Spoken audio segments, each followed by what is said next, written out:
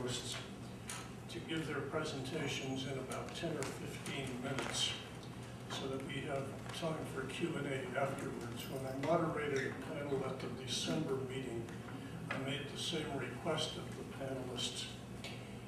And one of the panelists ran over by about 45 minutes or so. I think, I may not be remembering this correctly, but I believe he began with the creation of the universe, the Big Bang Theory, and carried it on until the day before yesterday. Yikes.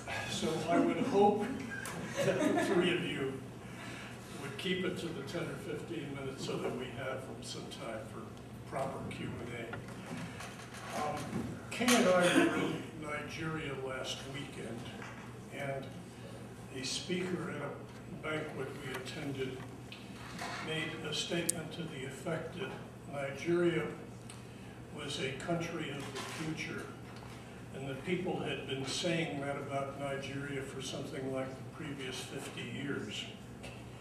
I think Brazil fits to some degree in the same type of category.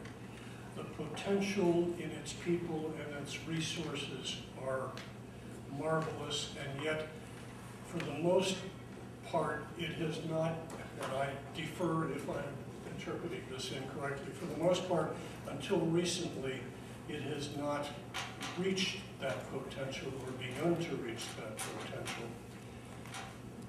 And only in the last few years, with the ascendancy to the presidency of Luis Ignacio Lula da Silva, universally known as Lula, has it begun to approach this potential.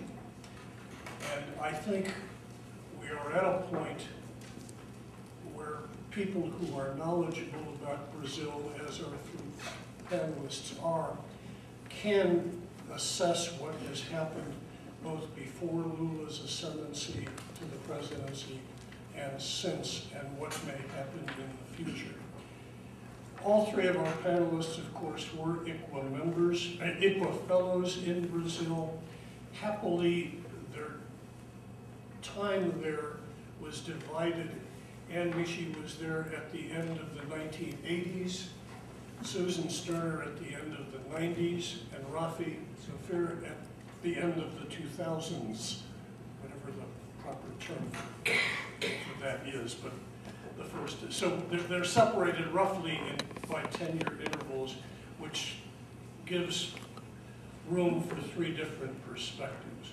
So we will do it chronologically in terms of ICWA fellowships, beginning with Ann, then go on to Susan and Raphi, and then I invite you to ask as many questions as you can and as we have time for. Ann? Okay, good morning, everyone. Now, a word of warning is that I haven't spent extended time in Brazil for about 10 years, so I decided that what I would do is give you a bit of an overview, somewhat of an outsider perspective, in fact, and then we'll have Susan and Raphi kind of get under the skin a little bit more, but also putting in somewhat in the context of what I knew in the 1980s. Currently, the prevailing story about Lula goes something like this. The former firebrand and labor radical, a shoeshine boy and a metal worker with a grade school education, is elected president, discovers pragmatism and fiscal discipline, survives an ugly series of corruption scandals, pays off the debt, regains a trade surplus, gets the economy buzzing, creates an innovative anti-hunger program, champions regional integration, and becomes a world-class statesman in the process.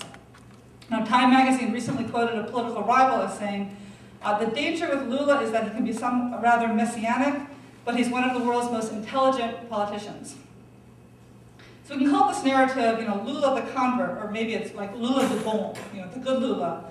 The counter narrative is Lula the sellout, or Lula du mal, the bad Lula, which is the former radical who led one of Latin America's most innovative leftist party, betrays his radical roots, adopts the pro-capitalist neoliberal policies of his predecessor, expels dissidents in his own party, approves genetically modified crops, builds up the military, and fails to halt urban violence or the destruction of the Amazon. And yikes! Two quite different narratives that we're dealing with here. Now, I'm in fact suspicious of both of these narratives. I don't think either captures the subtlety of Lula's position in Brazil, in the region, or on the world scene. And I want to focus on a third narrative, which is that of Lula the mediator, or it could be Lula do meio, Lula in the middle, kind of quite literally, as a mediating figure. I'm skilled in the Brazilian art of what they say articulação, or articulation, the linking together of diverse interests and ideological orientations. And in fact, when I was pulling together my thoughts for this talk, I went back to an earlier presentation that Peter asked me to give at the ICWA meetings in 2003, right after Lula took office. In that talk, I predicted that it was not firebrand radicalism, but rather the skilled capacity for dialogue and mediation that would be a hallmark of Lula's presidency. Now, I'll read you a piece of what I said back then. I said, the dialogue is not a Johnny-come-lately term for Lula. Rather, it's essential to his history as a hard-bargaining labor leader and to the grassroots pedagogy of the church-based popular movements that constituted an important part of the PT, the Workers' Party base. The impulse towards surprising forms of dialogue was there at the beginning of Lula's trajectory and was further strengthened by the civic movements and the extensive experience in municipal and state government that the PT engaged in the 1980s and 1990s. At the time, in 2003, I predicted that Lula's government would steer a pragmatist route, given the fact that he and his leadership group really wanted to succeed and were highly cognizant of the past failures of leftist leaders in Latin America. I predicted that they would engage in some redistributive policies, but at a slow pace subordinated to economic stability. And I also predicted that Lula would be potentially weakened by his weak congressional base, attacks from the left flank, and the inevitable mistakes that he would make trying to be friends with everyone. So I have to say that was a pretty good prediction. So where are we today? So a couple of figures. Now, after a recent dip, Lula's approval rating is rising again. According to a poll a couple of days ago, his personal approval is topping 81%. The approval of his government is at 69%. He has near cult status in the Northeast and growing support in the rest of the country.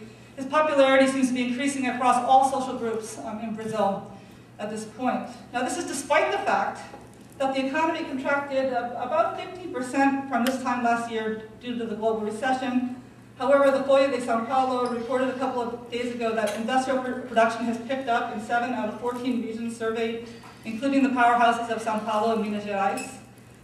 The New York Times reported Thursday that the Brazilian stock market is surging again. They're predicting growth of about 1% this year, which is down after growing for about 5% for the past couple of years, but it shows that they're actually seeming that they're lucky to avoid further contraction. At a meeting with Obama in March, a somewhat confident or even cocky Lula claimed that he was going to give Obama some lessons about running the economy, given that Brazil was the last to enter the recession and will be the first to leave. And in fact, skillful managing of the banking sector seems to have contributed to Brazil's resilience in this area.